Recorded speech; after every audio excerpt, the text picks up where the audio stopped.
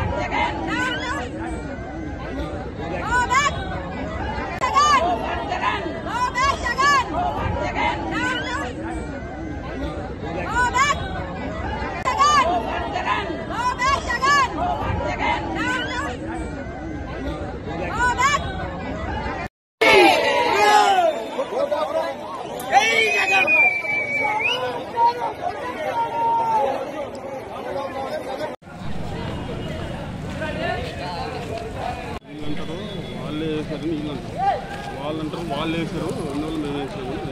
కానీ ఈ రోజు జరిగినట్టు లెక్కేసుకొని మాట్లాడినట్టేనా? మరి అదే అమరావతిలో మీరు కాపురాలు ఉంటున్నారు, మీ ఆడవాళ్ళు ఉన్నారు, నీకు ఒక భార్య ఉంది, నీకు 2 ఆడపిల్లలు ఉన్నారు. వాళ్ళనంటే నువ్వు ఊరుకుంటావా? మేము అందరి మహిళల్ని వేసాలన్నావు, అందులో మీరు కూడా ఉన్నట్టే కదా. మిమ్మల్ని అంటే మీకు అంత రోషం లేకుండా బతుకుతున్నారా మీరు? మా ప్రకాశం జిల్లాకి ఏం చేసావని వస్తున్నావు నువ్వు? వెలుగొండ ప్రాజెక్ట్ అన్నావు, ఏం నీళ్ళు ఇచ్చావా? ఏమిచ్చావు? సినిమాలో డ్రామా చేసినట్టు ఒక గేట్ పెట్టి వెళ్ళిపోయావు. సినిమా హాల్లో కూడా అంత డ్రామాలు చేయరు, అంతకు మించిన డ్రామా చేశావు నువ్వు ఇక్కడ. నీ తొలి నుంచి మా ప్రకాశం జిల్లాకి ఏమన్నా జరిగిందా? రోడ్లు వేసావా? ఏం చేసావని వస్తున్నావు మా బదులకి? మన రాష్ట్రాన్ని భ్రష్టు పట్టించావు, అప్పులు బాగా చేశావు, అన్ని నాశనం చేసి ఏం మొహం పెట్టుకొని వస్తున్నావు మన బదులకి? Go back Jagan! Go back Jagan! Go back Jagan! మేమైతే తీవ్రంగా ఖండిస్తున్నాం. మా అమరావతి మహిళలకు క్షమాపణ చెప్పేదాకా మేము ఒప్పుకునే సమస్య లేదు. అది పవిత్రమైన దేవాలయం లాంటి రాజధానిలో దేవాలయం అంటేనే దేవతలు ఉంటారు కానీ వేషలు ఉండరు. అది వీళ్ళు కొత్తగా కనిపెట్టారేమో మహిళల్ని కించపరచడానికి. వీళ్ళు ఏ విధంగా వీళ్లను బాధ పెట్టాలి అనేసి 5 సంవత్సరాలు రాజధాని లేకుండా పరిపాలించిన వ్యక్తి ఎవరంటే ఒక జగన్మోహన్ రెడ్డి. ఎక్కడైనా ఒక ఊరంటూ ఉంటే ఒక గుడి బడి ఎలా ఉంటుందో అలానే ఆ 5 సంవత్సరాల్లో దేవాలయం రాజధాని లేక పరిపాలన ఏ విధంగా ఉందో అందుకే జనాలకి ఆ విధంగా మాట్లాడే హక్కు కల్పించారు జగన్ గారు. ప్రతి ఒక్కళ్ళు రెచ్చిపోయి మహిళల్ని ఈ విధంగా మాట్లాడడం చాలా ఘోరమండి. మన భారతదేశంలో పుణ్యమైన పవిత్ర భారతదేశం ఇది మనది. ఒక భారత మాతను మనము కించపరిచిన విధంగా ఒక మహిళను మాట్లాడమంటే ఆ తల్లినే మనం కించపరిచిన విధంగా మాట్లాడినట్టు.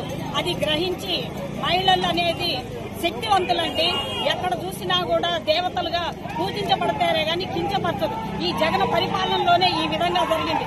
రాష్ట్ర మహిళలందరికీ క్షమాపణ చెప్పాలి.